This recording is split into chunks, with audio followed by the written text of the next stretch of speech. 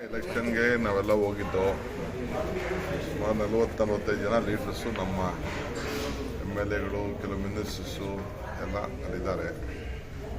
CM ನೆನ್ನೆ ಬಂದಿದ್ದರು. ನಾನು ಒಂದು 5 ದಿನ ಈಗಾಗಲೇ ಪ್ರಚಾರ ಮಾಡಿದ್ದೀನಿ.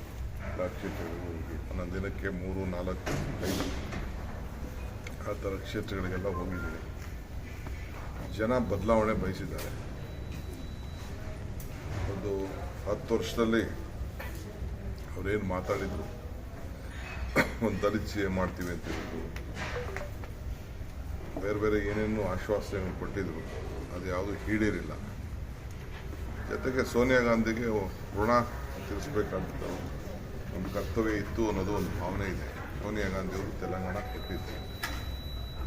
ಅದೇನು ಇವತ್ತು ಗ್ಯಾರಂಟಿಗಳನ್ನು ನಾವು ಕೊಟ್ಟಿದ್ದೀವಿ ಕರ್ನಾಟಕದ ಇಂಪ್ಲಿಮೆಂಟ್ ಮಾಡೋದು ಕೂಡ ಅವರೆಲ್ಲರೂ ಕೂಡ ಅರಿವಿದೆ. ಸೊ ಅಲ್ಲೂ 6 ಗ್ಯಾರಂಟಿ ಕೊಟ್ಟಿದ್ದಾರೆ.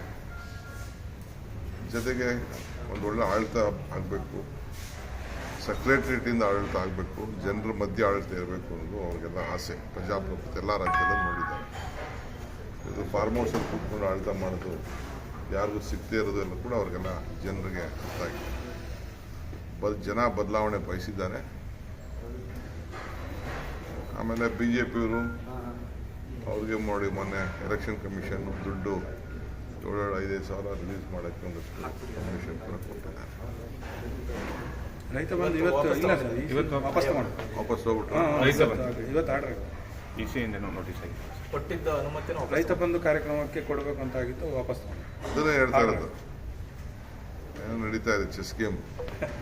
ಬಟ್ ಕಂಫರ್ಟಬಲ್ ಆಗಿ ಗೆಲ್ತೀವಿ. 9ನೇ ತಾರೀಕು ಕ್ಯಾಬಿನೆಟ್ಟು 9 ಮುಂಚಿತ ಆಗ್ಬೋದು, ಆದರೆ 9ನೇ ತಾರೀಕು ನಮಗೆ ತೆಲಂಗಾಣ ಕೊಟ್ಟಂಥ ದಿನ.